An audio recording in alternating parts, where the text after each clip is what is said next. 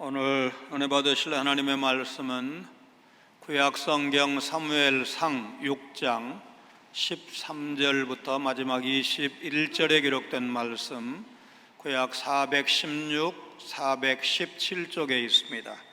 13절부터 21절까지 한 목소리로 봉독하시겠습니다. 벳세메스 사람들이 골짜기에서 밀을 베다가 눈을 들어 궤를 보고 그 본 것을 기뻐하더니 수레가 벳세메스 사람 여호수아의 밭 큰 돌 있는 곳에 이르러 선지라. 무리가 수레의 나무를 패고 그 암소들을 번제물로 여호와께 드리고 레위인은 여호와의 궤와 그 궤와 함께 있는 금보물 담긴 상자를 내려다가 큰 돌 위에 두매 그날에 벳세메스 사람들이 여호와께 번제와 다른 제사를 드리니라. 블레셋 5 방백이 이것을 보고 그날에 에그론으로 돌아갔더라. 블레셋 사람이 여호와께 속건 제물로 드린 금 독종은 이러하니 아스돗을 위하여 하나요, 가사를 위하여 하나요, 아스글론을 위하여 하나요, 가드를 위하여 하나요, 에그론을 위하여 하나이며 드린 바 금쥐들은 견고한 성읍에서부터 시골의 마을에까지, 그리고 사람들이 여호와의 궤를 큰 돌에 이르기까지 5 방백들에게 속한 블레셋 사람들의 모든 성읍들의 수대로였더라. 그 돌은 벳세메스 사람 여호수아의 밭에 오늘까지 있더라. 벳세메스 사람들이 여호와의 궤를 들여다본 까닭에 그들을 치사 50,070명을 죽이신지라. 여호와께서 백성을 쳐서 크게 살육하셨으므로 백성이 슬피 울었더라. 벳세메스 사람들이 이르되 이 거룩하신 하나님 여호와 앞에 누가 능히 서리요? 그를 우리에게서 누구에게로 올라가시게 할까 하고 전령들을 기럇 예아림 주민에게 보내어 이르되 블레셋 사람들이 여호와의 궤를 도로 가져왔으니 너희는 내려와서 그것을 너희에게로 옮겨가라. 아멘. 지난 시간 하나님은 죄악된 세상을 심판하시고 마음을 완악하게 하지 않고 그분께 존경, 복종, 영광을 돌리는 자에게는 심판의 손을 가볍게 하신다, 그런 내용의 말씀을 증거한 바 있습니다. 여호와의 궤가 돌아왔지만 벳세메스 사람들은 그 궤를 들여다보다가 죽임을 당합니다. 오늘 본문을 통해서 우리가 섬기는 하나님이 어떤 분이신지, 지금까지 알고 있었던 하나님의 또 다른 측면을 알아보게 될 것입니다. 여호와의 언약궤가 블레셋 지방에 있은 지 7달 만에 이스라엘 땅 벳세메스로 돌아오게 됩니다. 하나님은 이방 땅 블레셋에서 역사하셔서 저들이 믿는 다곤 신을 무너뜨리시고 이방인인 블레셋 사람들을 복종시키고 돌아오십니다.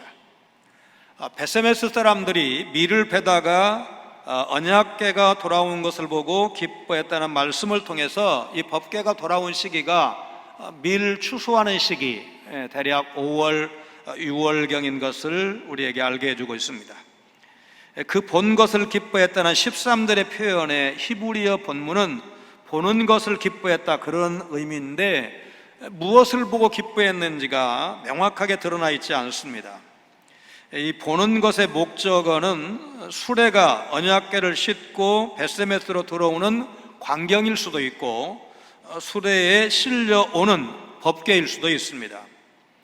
사무엘상 4장 12절로 14절을 보면 이스라엘이 블레셋과의 전쟁에서 패했고 언약궤를 빼앗겼다는 소식이 실로에 전해졌을 때 이스라엘 백성들은 절망과 슬픔 속에서 부르짖었다고 했습니다. 그들은 언약궤와 함께 하나님의 영광도 이스라엘을 떠났다고 생각을 했습니다. 그런데 빼앗겼던 바로 그 언약궤가 다시 이스라엘로 돌아왔는데 여러분 얼마나 기뻐했겠습니까? 이스라엘 백성의 절망적인 부르짖음은 기쁨의 환호성으로 바뀌었습니다. 그런데 언약궤의 반환을 위해서 이스라엘 백성이 뭔가 한 일이 있는가? 아무것도 없습니다.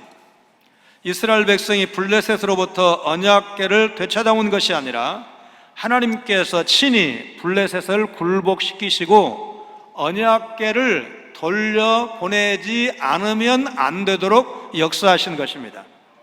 언약궤의 반환은 순전히 하나님의 능력으로 이루어진 일이다, 그렇게 말하는 것이 옳을 것입니다. 하나님은 이스라엘의 실패를 승리로 바꾸시고 이스라엘의 절망을 기쁨으로 바꾸어 주셨습니다. 하나님은 언약궤 반환을 통해서 이스라엘 백성이 회개하고 하나님의 백성으로 살아갈 기회를 다시 한번 주셨습니다. 암소 2마리가 끄는 수레가 벳세메스 사람 여호수아의 밭에 있는 큰 돌 옆에 섰다, 집사들이 말씀하고 있습니다.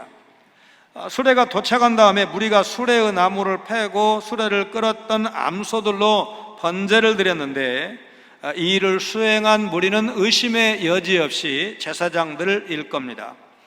이 벳세메스 땅은 여호수아 21장을 보면 여호수아가 가나안 땅을 정복하고 그 땅을 지파별로 분배할 때 제사장 아론의 자손에게 준 성읍이었습니다. 그래서 많은 제사장과 레위 사람들이 이 벳세메스에 거주하고 있었습니다. 그들은 언약궤가 이스라엘 땅으로 돌아온 것을 기뻐하면서 그 즉시 하나님께 제사를 드렸습니다. 언약궤를 실었던 수레를 나무로 쓰고 암소들을 제물로 삼아서 하나님께 번제를 드렸고, 같은 날 다른 제사도 함께 드렸다 그랬는데 그 함께 드린 다른 제사가 무엇일까? 신명기 27장 6절 7절 말씀을 감안할 때 이제 번제와 함께 화목제를 드렸을 것이다, 어렵지 않게 짐작할 수가 있습니다. 이거는 나중에 다윗이 언약궤를 오벳 에돔의 집에서 다윗성으로 옮겨올 때에도 사무엘하 6장 17절을 보면 번제와 화목제를 함께 드리는 것을 통해서도 오늘 본문의 상황을 우리가 이제 짐작할 수가 있습니다. 그러나 여기에서 한 가지 짚고 넘어가야 될 부분이 있습니다. 레위기 1장 30절에 번제를 드릴 때는 흠없는 수소로 드리도록 되어 있는데 오늘 본문에서 암소를 제물로 드렸다면 일단 레위기 1장 30절 말씀을 어긴 것이다, 이렇게 말할 수 있습니다. 어떤 사람 빌 게이츠에게 하버드 대학을 중퇴하고 성공할 수 있었던 비결을 묻자 그는 독서를 하십시오, 하버드 대학 졸업장보다 중요한 것은 책을 읽는 습관입니다, 그렇게 대답을 했습니다. 유럽을 제패했던 나폴레옹은 이집트 정복을 위해서 출발할 때 무려 1000권의 책을 가지고 갔다고 합니다. 하루도 책을 놓지 않았고 말 위에서, 전장의 말 위에서도 독서했던 나폴레옹은 평생 10,000권에 가까운 책을 읽었다고 합니다. 로마를 제국으로 키운 줄리어스 시저는 자신의 모든 전략은 책에서 나왔다고 했고, 싱가포르에서 국부로 추앙받는 리콴유는 청년 시절 최신간을 놓치지 않으려고 책방 앞에서 기다렸던 적도 많았다고 합니다. 악성 베토벤은 청력을 이룬 뒤에 책을 통해서 약점을 극복할 방법과 영감을 얻었고, 오프라 윈프리 역시 삶의 가장 힘든 순간을 책을 통해 극복하면서 세계에서 가장 영향력 있는 여성이 될 수 있었습니다. 시대가 다르고 분야가 다르지만 책을 읽는 사람은 끊임없이 변화하고 성장한다는 사실을 우리는 알고 있습니다. 세상의 책이 사람을 이렇게 변화시킨다면 하나님의 말씀인 성경에는 얼마나 놀라운 능력이 있겠는가. 이 세상에 그 어떤 책과도 비교할 수 없는 귀하고 귀한 하나님의 말씀, 여러분 더 가까이 하시기를 바랍니다. 그 말씀이 우리 성도들의 삶의 기준이라는 사실도 믿으시기를 바랍니다. 거룩한 물건을 다룰 수 있었던 레위 사람들은 블레셋 사람들이 보낸 속건 제물의 상자를 내려서 수레 옆에 큰 돌 위에 두었습니다. 15절입니다. 레위는 여호와의 궤와 그 궤와 함께 있는 금보물 담긴 상자를 내려다가 큰 돌 위에 두매 그날에 벳세메스 사람들이 여호와께 번제와 다른 제사를 드리니라. 자, 이 상자 안에는 금으로 만든 독종 형상 5개, 금으로 만든 주 형상 5개가 있었습니다. 이스라엘 사람들은 법궤가 돌아온 기쁨에 다시 한번 번제와 여러 제사를 하나님께 드렸습니다. 법궤를 실은 수레가 벳세메스로 잘 가는가를 확인하기 위해서 수레를 지켜보던 블레셋 5 도시의 지도자들은 이스라엘 사람들이 제사 드리는 것을 보고 에그론으로 돌아갔다, 16절에 기록되어 있습니다. 여기 에그론은 블레셋에서 마지막으로 법궤가 있던 장소였고, 사무엘상 5장 10절 11절에 가면 에그론 사람들은 두려움과 공포에 시달려서 빨리 이스라엘로 이 법궤를 돌려줍시다, 지도자들에게 요청하고 부르짖었습니다. 블레셋 사람들은 이 언약궤야말로 전염병을 몰고 오는 죽음의 사자라고 여겼고 그 어디에서도 환영하지 않았습니다. 그런데 벳세메스 사람들은 언약궤를 보고 기뻐하면서 감사의 제사를 하나님께 드렸습니다. 블레셋의 5 방백은 이렇게 기뻐하고 제사 드리는 모습을 보고 에그론으로 돌아갔습니다. 그들은 블레셋 땅에 쓰는 큰 재앙으로 심판하신 하나님이 자기 백성의 땅 이스라엘에서는 위로와 기쁨을 주시는 것을 지켜보았습니다. 이를 통해서 그들은 여호와 하나님이 이스라엘의 하나님이란 사실을 다시 확인하게 된 것입니다. 하나님은 예수 십자가의 승리를 믿음 안에 있는 여러분과 저에게 주셨습니다. 그래서 우리는 죄와 사망과 사탄의 세력에서 이미 벗어나 하나님의 은혜와 다스리심 가운데 그분의 나라 상속을 바라보면서 살아가고 있습니다. 장차 예수께서 재림하실 때 죄와 죽음과 사탄은 완전히 무너질 것입니다. 아직 오지 않은 완전한 승리의 그날을 바라보면서 우리는 예수 십자가의 승리를 주신 하나님을 기뻐하며 그 하나님께 예배하는 일에 힘써야 할 줄로 믿습니다. 모든 피조물로부터 영광 받으실 하나님, 17절 18절 말씀. 자, 17절 먼저 봅니다. 블레셋 사람이 여호와께 속건 제물로 드린 금 독종은 이러하니 아스돗을 위하여 하나요, 가사를 위하여 하나요, 아스골론을 위하여 하나요, 가드를 위하여 하나요, 에그론을 위하여 하나이며.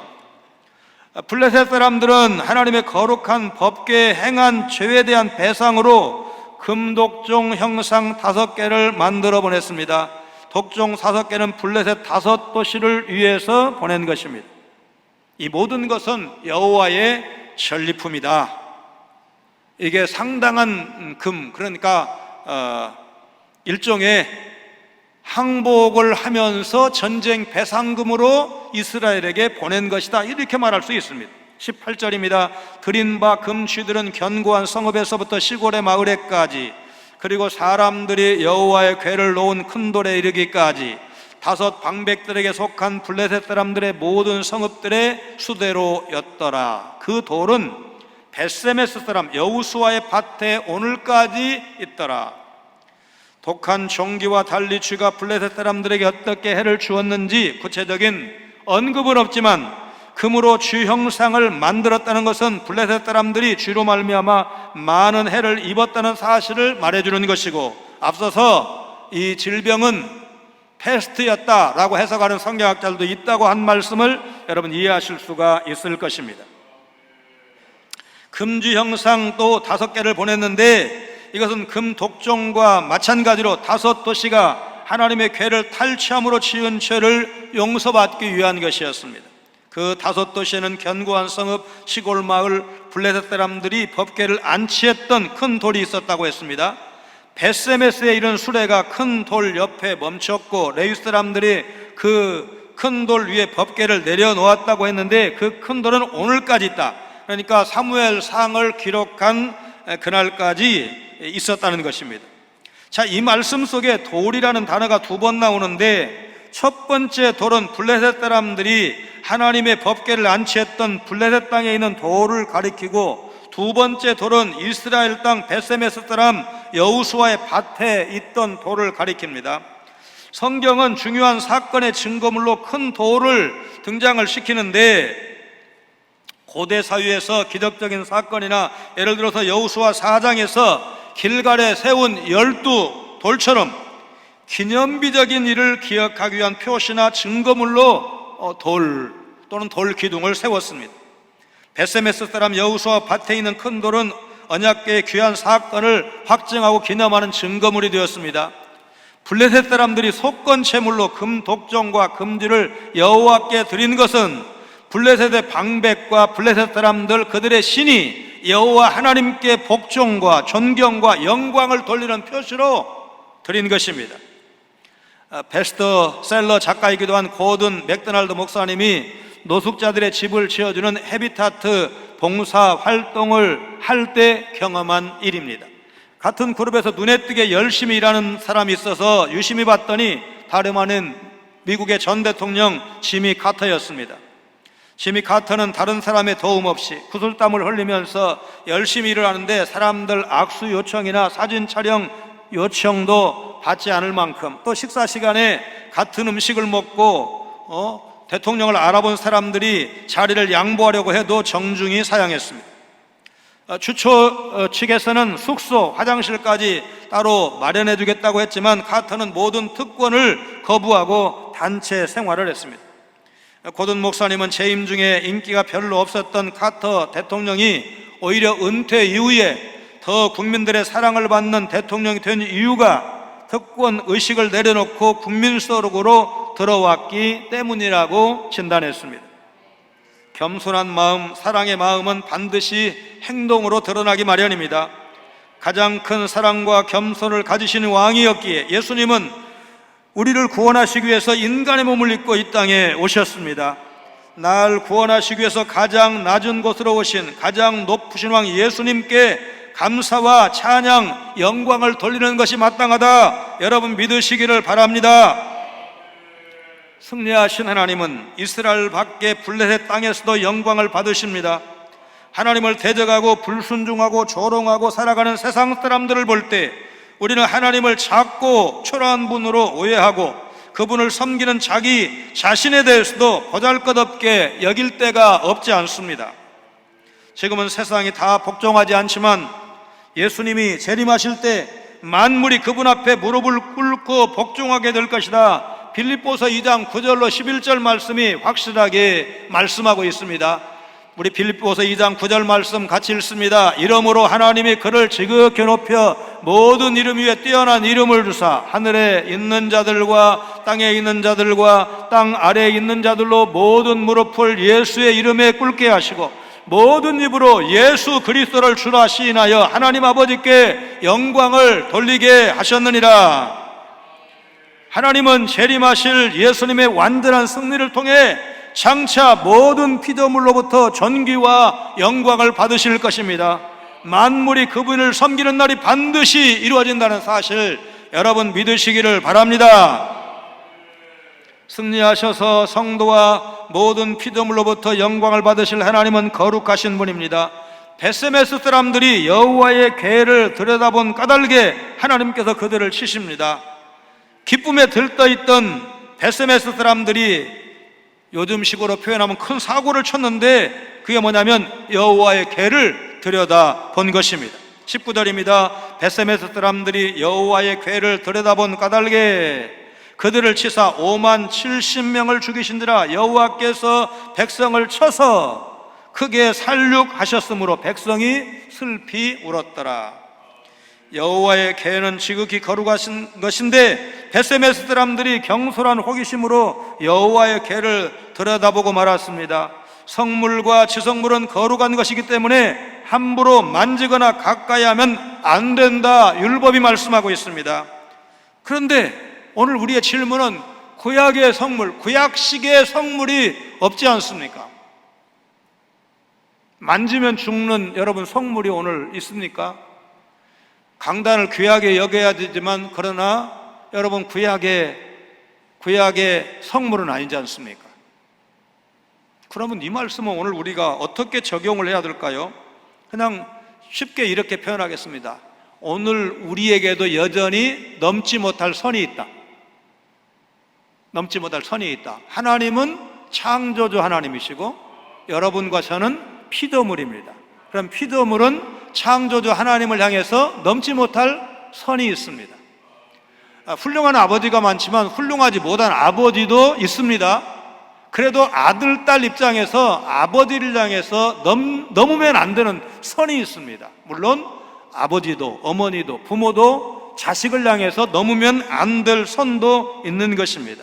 그러니까 우리 모두에게는 다 넘지 못할 선이 있다, 지켜야 될 선이 있다는 사실을 기억하는 겁니다.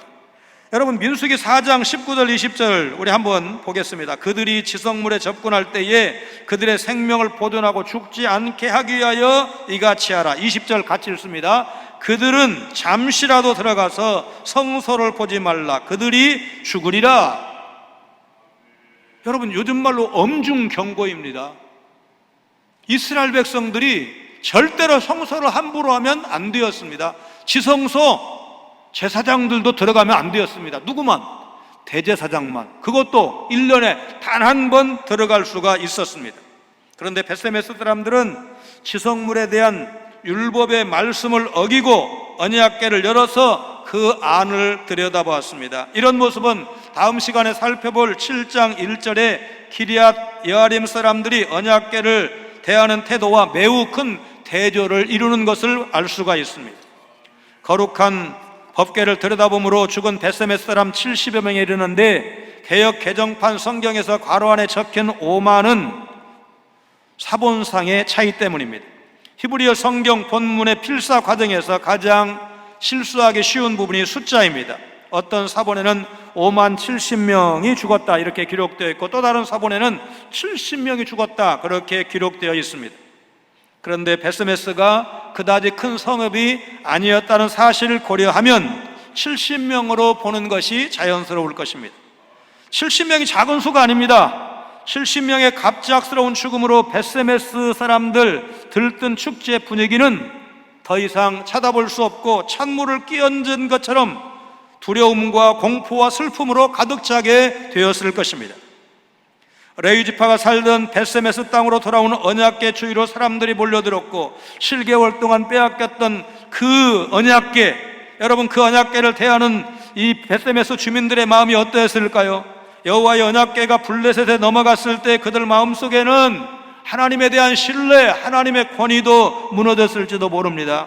바로 그 언약궤가 자기들 땅에 돌아왔을 때 얼마나 반갑고 얼마나 안심이 되고 궁금한 마음이 컸겠습니까? 얼마나 능력이 있길래 다곤신을 꺾어뜨리고 가는 곳마다 블레셋 사람들이 두 손 두 발 다 들고 항복하게 만들었을까? 궁금함이 너무나 커서 그 안을 들여다보다가 죽은 것입니다. 우리는 이 사건을 통해서 하나님을 향한 경외심이라는 중요한 우리 신앙의 과제를 하나, 평생 동안 이루어야 될 과제를 하나 찾게 됩니다.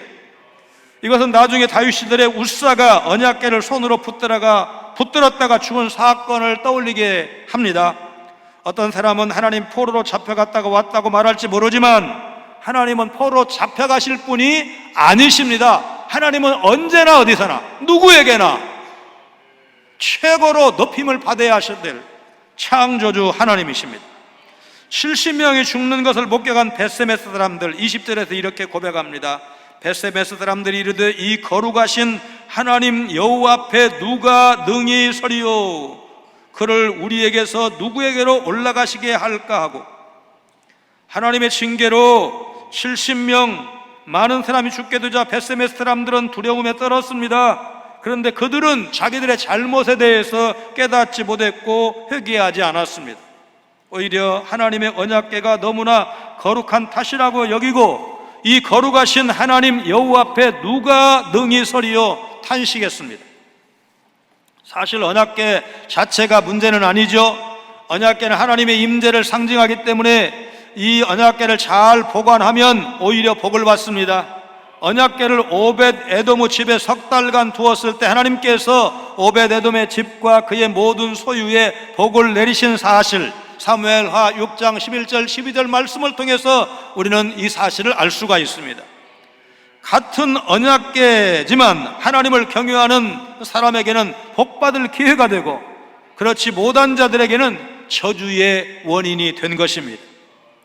우리가 예수를 그리스도로 믿어서 하나님의 백성이 되면 하나님이 주시는 특별한 은혜와 복을 누릴 수 있습니다. 이것은 하나님의 백성으로서의 특권이라 할 것입니다. 덴마크의 철학자이자 신학자인 키에르케고르의 거위들이라는 우화입니다. 자기들이 거위라고 믿는 기러기들을 비유하는 이야기입니다. 기러기들은 거위같이 뒤뚱거리면서 매주 예배에 나갔습니다. 이들이 거위가 아닌 기러기라는 사실을 알고 있었던 목사님은 매주 이런 설교로 걷어냈습니다. 여러분, 더 이상 뒤뚱거리며 걸어다닐 필요가 없습니다. 우리는 거위가 아닌 기러기이기 때문입니다. 우리는 하늘을 날 수 있습니다. 이제 저 푸른 창공을 향해서 자유롭게 날아갑시다. 기러기들은 꽥꽥거리면서 아멘으로 화답을 했습니다. 예배를 마치고 몇몇 기러기들은 정말 저 푸른 하늘로 자유롭게 날아갔지만 대부분의 기러기들은 다시 거위처럼 뒤뚱거리면서 집으로 갔고 그 다음 주일에도 같은 설교를 들으러 뒤뚱거리면서 교회에 올 뿐이었습니다. 키에르케고르는 매주 말씀을 듣고로 변하지 않는 사람들을 우화에 나오는 거위와 다를 바 없다고 걷어냈습니다. 키에르케고르에게 하나님의 말씀은 참된 진리를 가르치고 악한 본성을 변화시킬 수 있는 유일한 방법이었기 때문입니다. 하나님의 말씀을 진실로 믿는다면, 예수님의 은혜로 새 사람이 되었다면 변하지 않고는 견딜 수 없고 전하지 않고는 참을 수 없게 될 것입니다. 말씀을 온전히 믿고 말씀을 따라 매일 변화되는 참된 주님의 제자로 살아가시기를 결심하시고 결단하시는 여러분 되시기를 바랍니다. 성도인 우리는 구원에 감사할 뿐만 아니라 하나님의 백성으로서의 의무, 하나님을 경외해야 한다는 사실도 잊어서는 안 됩니다. 사무엘상 2장 30절 말씀 우리 같이 읽습니다. 나를 존중히 여기는 자를 내가 존중히 여기고 나를 멸시하는 자를 내가 경멸하리라. 하나님의 경멸을 받지 아니하려면 하나님을 존중히 여겨야 한다는 사실, 하나님을 존중히 여기는 사람을 하나님께서 존중히 여긴다고 약속하신 사실을 여러분 잊지 않으시기를 바랍니다. 살다 보면 우리도 베세메스 사람들 같은 실수를 종종 하기도 합니다. 하나님의 방법이 내 생각과 다를 때, 하나님을 믿는 것 때문에 어려움이 다가올 때, 하나님의 뜻에 따르기 위해서 손해를 감수해야 할 때 하나님을 멀리하고 하나님의 뜻에 불순종하는 것입니다. 여러분, 그렇다고 해서 베세메스 사람들이 언약궤를 다른 곳으로 보냈던 것처럼 하나님과 일정한 거리를 두겠다고 생각하시면 안 됩니다. 시편 73편 27절 말씀 여러분 잘 아실 겁니다. 같이 읽습니다. 무릇 주를 멀리하는 자는 망하리니 음녀같이 주를 떠난 자를 주께서 다 멸하셨나이다. 주님을 멀리하면 어떻게 된다고요? 망한다고 그랬어요. 망한다고. 설령 우리에게 힘들고 고통스러운 일이 닥친다고 할지라도 우리는 주님을 멀리해서도 안 되고 주님을 떠나서는 더더욱 안 될 것입니다. 거룩하신 하나님 앞에서 모든 인간은 경외심을 잃어버리면 안 됩니다. 그를 우리에게서 누구에게로 올라가시게 할까? 이 말을 히브리어 본문에 따라서 직역하면 그가 우리를 떠나 누구에게로 올라갈까? 이렇게 번역할 수가 있습니다. 주어인 3인칭 남성 단수를 그것으로 번역하면 법계라고 해석할 수 있고, 그라고 번역하면 하나님이라고 해석할 수가 있습니다. 그것으로 번역하든 그라고 번역하든 베세메스 사람들은 자신들이 법계를 모시기에 부족한 자들임을 고백하면서 마치 블레셋 사람들이 핑퐁처럼 서로 말하자면 밀었던 것처럼 법궤가 옮겨질 다른 장소를 찾고 있습니다. 법궤를 기럇 여아림으로 보내기로 한 이유에 대해서는 기록된 말씀이 없습니다. 21절입니다. 전령들을 기럇 여아림 주민에게 보내어 이르되 블레셋 사람들이 여호와의 궤를 도로 가져왔으니 너희는 내려와서 그것을 너희에게로 옮겨가라. 흥미로운 것은 법궤를 원래 있었던 실로로 보내지 않고 다른 곳을 찾았다는 사실입니다. 그러면 그 사이에 전쟁을 통해서 실로가 파손된 건 아닐까? 명시적인 기록은 없지만 그래서 기럇 여아림으로 보낸 것이 아닌가, 이런 생각을 해볼 수가 있습니다. 베세메스 사람들이 여호와의 궤를 들여다본 까닭에 하나님이 그들을 치셨고 그 결과 70명이 죽었습니다. 베세메스 사람들이 그 충격에 슬피 울며 이렇게 말합니다. 이 거룩하신 하나님 앞에 누가 능히 서리요? 하나님 앞에 설 사람 없다는 것입니다. 한 청년이 이웃집과 함께 나란히 농사를 지으면서 살았습니다. 그런데 어느 날 이 청년이 농사일로 이웃집 아주머니와 크게 다퉜습니다. 화가 난 청년은 밤에 아무도 모르게 이웃집 아주머니 밭에 잡초 씨를 뿌렸고 그 후 그 밭에는 잡초가 무성하게 자라게 되었습니다. 이웃집 아주머니는 해마다 잡초를 제거하느라 바빴고 그 모습을 숨어서 지켜볼 때마다 젊은이는 환호성을 질렀습니다. 그러다 그 젊은이가 이웃집 아주머니의 딸과 연애를 하게 되었고 결국 결혼하게 되었습니다. 그런데 이제 장모가 된 그 아주머니가 결혼 선물로 사위에게 그 밭을 주었습니다. 그 청년은 잡초 뽑느라고 세월을 다 보냈다는 얘기입니다. 죄악 중에 잉태해서 죄악 가운데 출생한 세상 모든 사람은 거룩하신 하나님 앞에서 죄가 낱낱이 드러날 날이 온다는 사실, 그로 인해서 그분의 진노와 심판을 받기에 충분하다는 사실을 인정해야 됩니다. 그 심판의 자리에 설 것을 생각하면서 우리는 거룩하신 하나님을 두려워하며 살아가야 합니다. 그러나 하나님은 예수 안에 있는 우리에게 거룩하신 그분의 영광 앞에 능히 서게 하시고 영원한 심판을 벗어나서 하나님 나라에 들어가도록 은혜를 베풀으셨다는 사실도 여러분 믿으셔야 합니다. 거룩하신 하나님은 우리에게 예수님의 십자가 보혈의 승리를 안겨주셨고 예수 십자가의 공로 의지에서 그분 앞에 서고 영원한 천국에 이르도록 세상 끝날까지 우리를 인도하실 것입니다. 하나님이 거룩하신 것처럼 우리도 새로운 신분에 하나님의 자녀, 하나님의 백성이라는 신분에 맞게 세상에서 구별되어서 말씀에 순종하며 거룩하게 살아가야 한다는 사실, 하나님은 존귀와 영광을 받으시기에 합당한 분이시고 그 앞에 선 여러분과 저는 하나님의 자녀라는 신분, 성도라는 신분, 사명자라는 신분에 합당한 삶을 사는 것이 그분 앞에 설 때에 잘했다고 칭찬받는 비결이라는 것 여러분 믿으시기를 주님의 이름으로 축원합니다. 거룩하신 하나님, 이스라엘과의 전투에서 법궤를 빼앗았다고 의기양양했던 블레셋의 다곤신 블레셋 백성들을 치신 여호와 하나님의 능력을 보게 하시니 감사를 드립니다. 지금은 하나님을 알지 못하는 세상이 교만을 부리지만 승리하신 예수님이 재림의 주님으로 다시 오시는 날 우리 성도들도 주님과 함께 왕노릇하는 놀라운 영광의 자리에 참여할 줄로 믿습니다.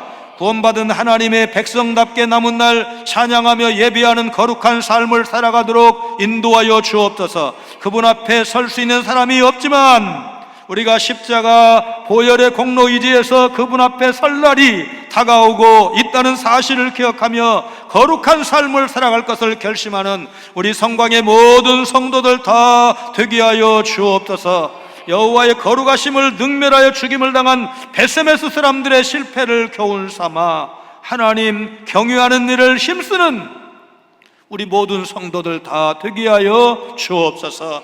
예수님 거룩하신 이름으로 간절히 기도하옵나이다. 아멘.